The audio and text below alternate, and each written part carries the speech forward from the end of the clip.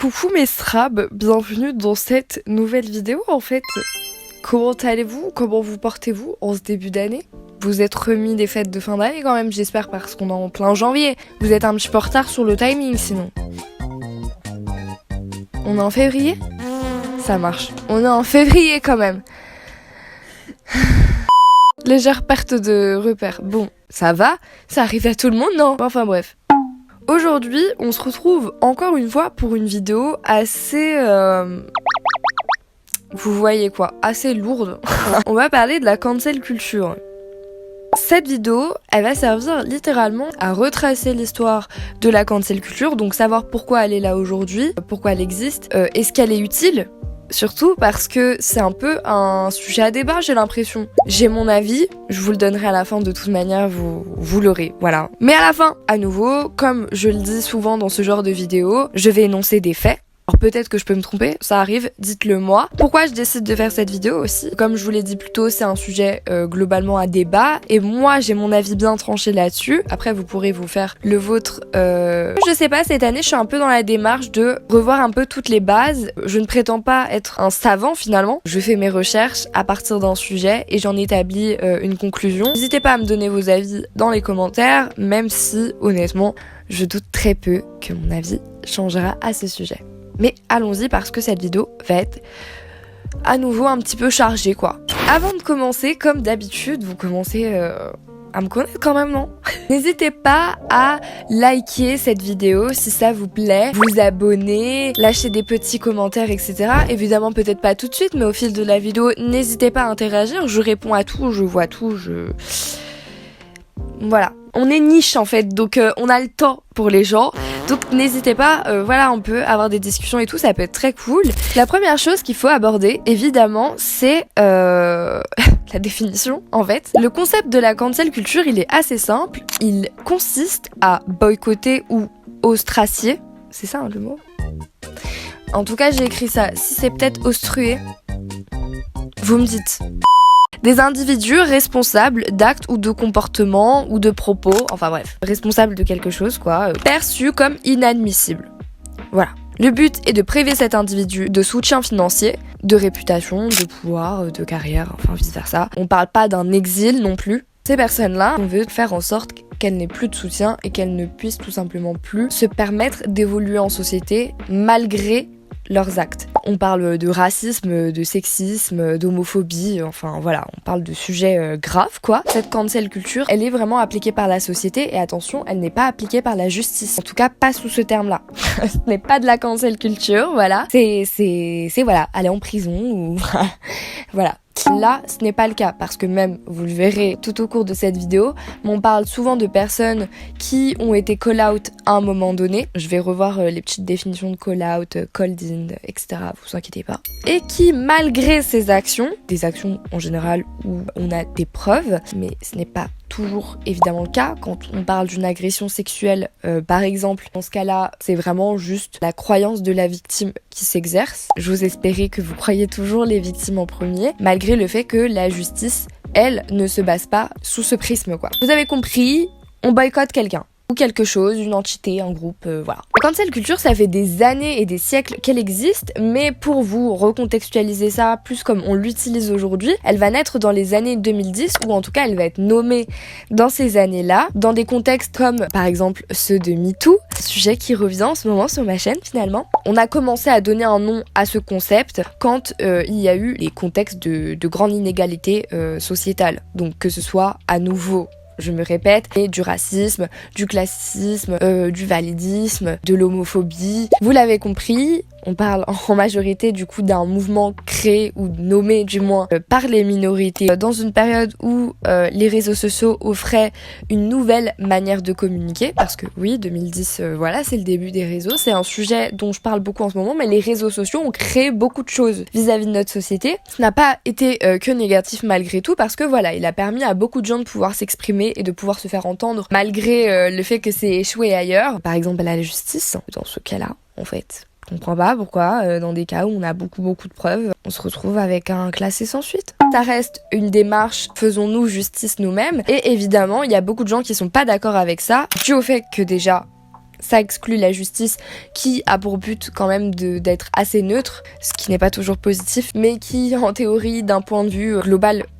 devrait l'être, c'est la justice du peuple, nommée par les minorités de manière générale, parce que, on va pas se mentir, que voilà, il y a des personnes qui subissent plus que d'autres globalement. Pour vous citer des exemples concrets de comment fonctionne cette cancel culture, quoi de mieux que vous citer des exemples en fait, de personnalités publiques qui ont été call out. Donc, c'est tout simplement le concept de dénoncer quelqu'un publiquement, même si c'est public à une échelle de vous dans votre petite ville, qui a eu un comportement problématique. À nouveau, quand des call-outs ont lieu, si vous n'avez pas envie d'associer l'homme et l'artiste et ce genre de conneries et que ça vous parle pas, il suffit de slider.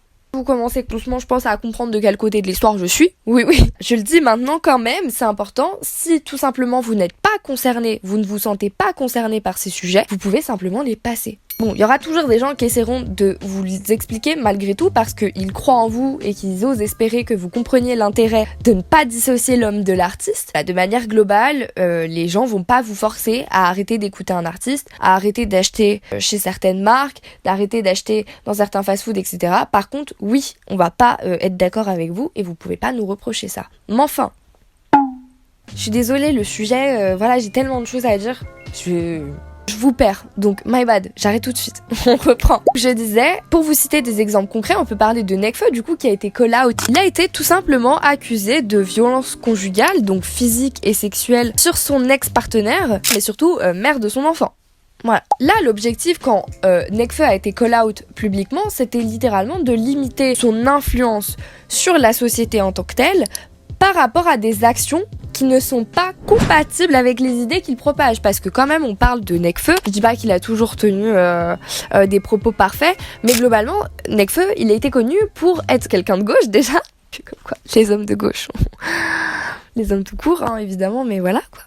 Il tenait des propos sur la société, il dénonçait la manière dont ça fonctionne aujourd'hui, les réseaux sociaux. Il était plutôt féministe, en fait, sur le papier même. C'était pas le perso qui renvoyait, donc le call-out, là, avait pour but quand même de dire à la société, voilà, ce type-là, il est comme ça en vérité. Et j'ai vu beaucoup de réactions à ça, genre type ouais, c'est des affaires de couple, ça nous regarde pas. On parle de violence. À partir du moment où quelqu'un est violent, pourquoi vous voulez continuer de lui donner la... Bon, enfin bref. Vous voyez le même là comme ça, c'est moi avec moi-même. Aïe, shut up. Revenons sur le sujet. Donc voilà, le but c'est de, globalement, oui, en pâtir son image, parce que il a fait quelque chose de pas bien. C'est pas les seules fois que c'est arrivé, hein. Il y a plein de gens qui ont été call out. Maintenant, vous et moi, regardons-nous dans le blanc des yeux. Est-ce que ça fonctionne ? Est-ce que ce type-là s'en sort moins bien socialement ? Spoiler alerte, pas trop, ça dépend.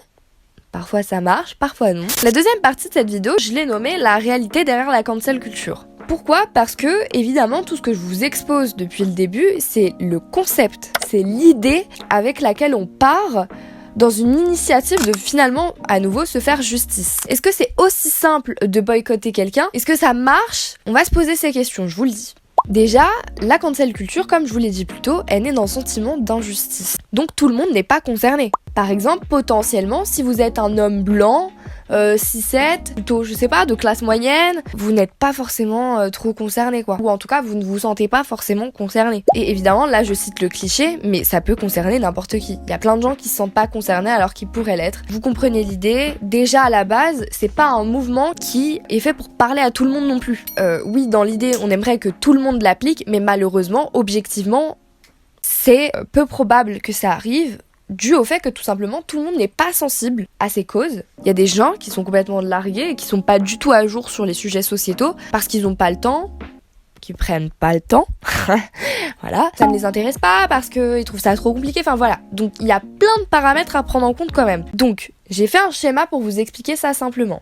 Pour appliquer une cancel culture, il faut soit que vous soyez concerné, soit que vous soyez sensible à ça, ce qui n'est pas une vérité universelle. Je prends le cas de Nekfeu comme exemple. Il faut soit que vous soyez une femme, voilà, soit que vous soyez sensible aux violences de manière générale, soit que vous soyez en pâte. Voilà, vous êtes normaux, mais malheureusement la normalité n'existe plus. Voilà. En deux, il faut que vous soyez éduqué, parce que quand bien même vous êtes sensible à tous ces sujets, tout le monde n'applique pas de processus dans sa vie pour essayer d'être le plus éthique par rapport à ses valeurs. Donc faut être quand même un minimum éduqué pour pouvoir appliquer cette cancel culture. Ça fait déjà 2 points. C'est pas fini parce qu'il y a évidemment le dernier point, faut l'appliquer. C'est bien de savoir qu'il faut boycott et que ça a des effets positifs, maintenant faut le faire. Là c'est moi, par rapport à mes recherches et mon constat sur ce sujet, que j'ai établi ce schéma. Maintenant, c'est pas un schéma officiel. Donc il faut que vous soyez concernés, éduqués, et que vous l'appliquiez. Ça fait beaucoup de données et évidemment, on reste du coup une minorité à appliquer ces boycotts et cette cancel culture. À partir de ce moment-là, déjà, la fonction de la cancel culture, elle est largement réduite parce que dans notre société, surtout en France, elle n'est pas forcément bien vue. Parce que quand toutes ces idées se fait entendre en France, etc., il est un peu étranger. Vous voyez, il y a toujours un peu ce truc xénophobe au fond. Le terme sert aujourd'hui aussi outre-Atlantique à railler la gauche radicale qui, au nom de la justice sociale, va parfois jusqu'à prôner la cancel culture, la culture de l'annulation. Dernière polémique en date, Blanche-Neige. Le prince, en l'embrassant alors qu'elle est endormie, ne commettrait-il pas un délit? Le baiser salvateur ne serait-il pas plutôt un baiser non consenti, s'indigne le San Francisco Chronicle après la réouverture du parc Disneyland le 30 avril, il y a quelques jours donc. Je signale au passage que dans La Belle et la Bête, le chandelier Lumière, qui a un fort accent français aussi, est un véritable séducteur qui pose des yeux concupiscents sur le postérieur de Plumette. Ça, c'est dans Wikipédia. Ouais, dénonce. Je dénonce, exactement. Xavier Gors, est-ce que la France est en train de tomber dans la même culture du woke, la même cancel culture du woke?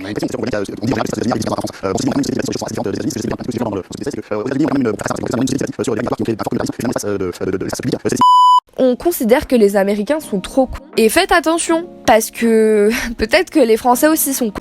Et je m'inclus. D'accord? Voilà, on vit dans une société capitaliste. Donc est-ce qu'on est vraiment très intelligent? Évidemment qu'il y a des gens intelligents, mais vous voyez où j'en viens. Pour beaucoup, la cancel culture, c'est associé à la censure, au wokisme, et tout ce genre de mots, de vocabulaire qui sont utilisés dans des milieux plutôt extrémistes de droite, quoi, mais qui en réalité sont plutôt normalisés sur les débats publics aujourd'hui. Aux États-Unis, il y a un peu cette culture du politiquement correct qu'il n'y avait pas en France il y a encore pas très longtemps. Je vous rappelle qu'en France, on a Charlie Hebdo qui publie correctement et sans souci. Les Français sont pas très en pâte, les Français de manière générale. La France, pays des libertés, pays de l'homme, pays de machin, mes cacahuètes entre nous, on va pas se mentir, dans l'idée. Pour beaucoup, c'est de la privation de liberté d'expression et en France, vous savez qu'on y tient. Mais je vous rappelle que la liberté d'expression s'arrête là où commence celle d'autrui. Et est-ce que il est justement politiquement correct qu'un homme coupable de violence conjugale, alors certes pas reconnu par la justice, mais on va pas jouer à ça, vous et moi, s'il vous plaît. La plupart des femmes ont des histoires à raconter, qu'on parle de violence conjugale ou non. Arrêtez de faire comme si ça n'existait pas. Recentrons-nous, quoi. Est-ce que à partir de là, on considère que du coup c'est politiquement correct que quelqu'un puisse s'exprimer alors que à chaque fois il va être potentiellement acclamé et supporté pour ce qu'il est, malgré le fait que là-dedans il y a quelqu'un qui a subi de cet homme. Mais en fait, quand je fais ce genre de vidéo, j'ai l'impression de dire des banalités à chaque fois. Et en lisant les commentaires, je me rends compte que c'est peut-être pas des banalités, mais du coup, bah voilà, je le rappelle. Ce n'est pas ok les violences. Je sais que c'est très normalisé. On va pas faire les hypocrites. Aujourd'hui, la violence, c'est un moyen de s'amuser.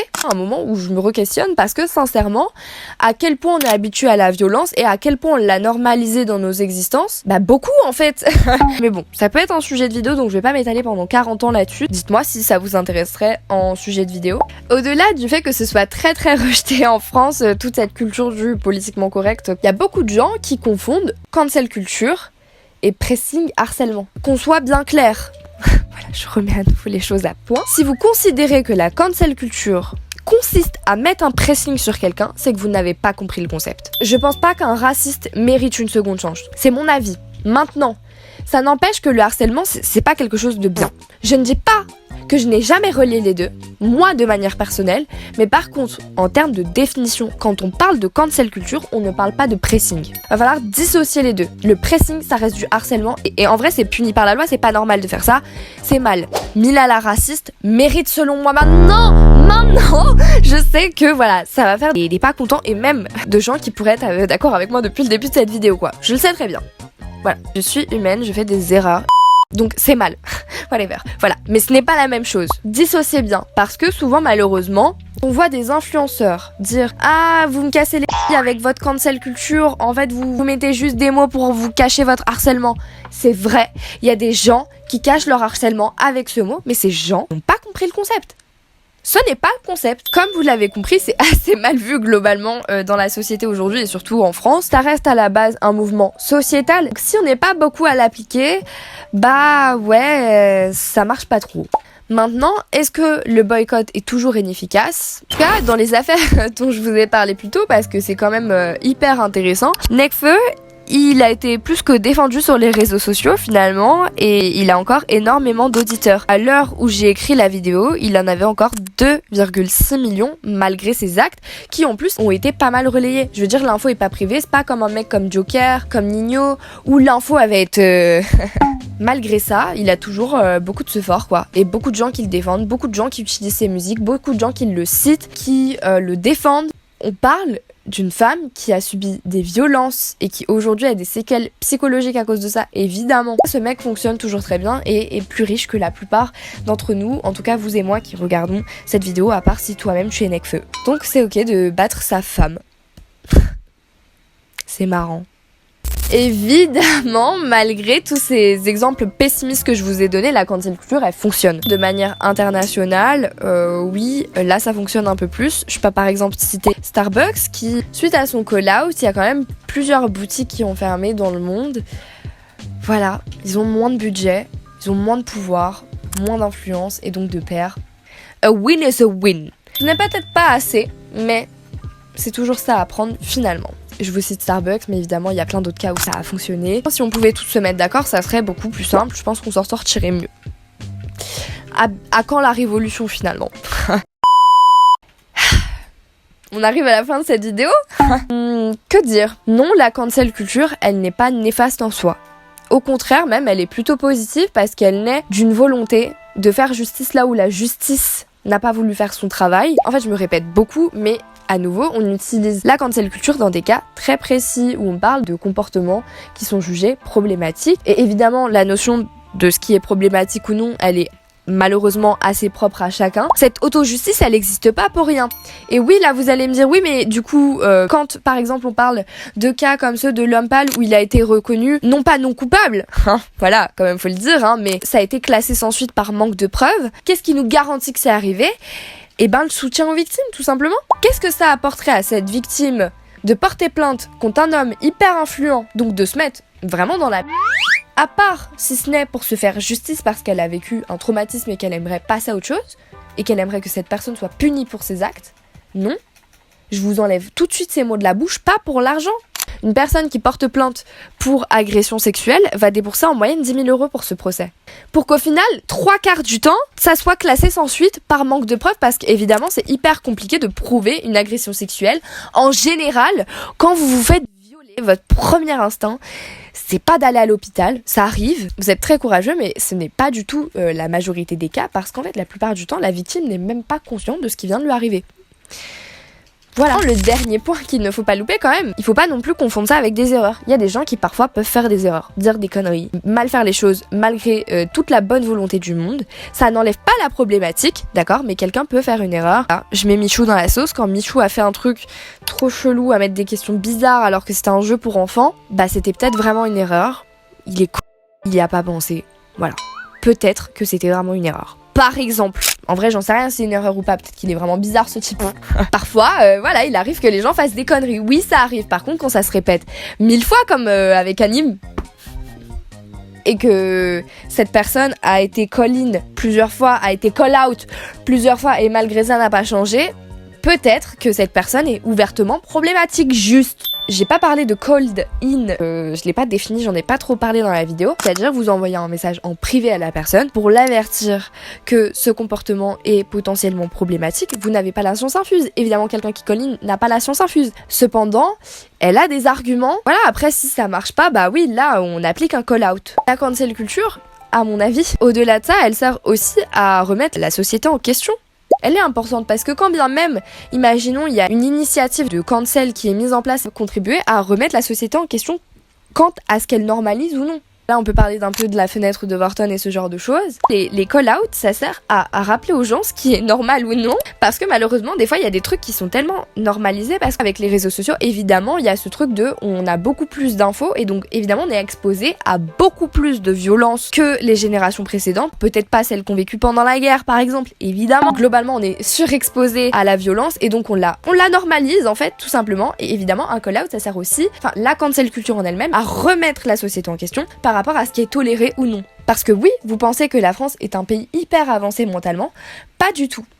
Il y a des pays qui sont beaucoup plus évolués que nous, que ce soit en matière de droits humains, de travail, de manière de gérer les choses, que ce soit sur des sujets très précis, comme des sujets très larges.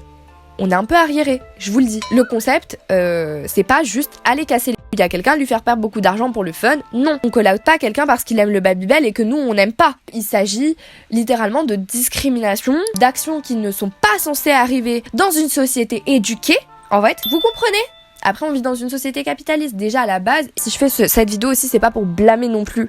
Le but, c'est vous remettre en question quant à votre morale, à vos attentes, à vos limites, etc., etc. Faut bien comprendre qu'on parle pas de divergence d'opinion. On parle littéralement de morale, de valeurs humaines. Voilà. Je dis énormément de choses.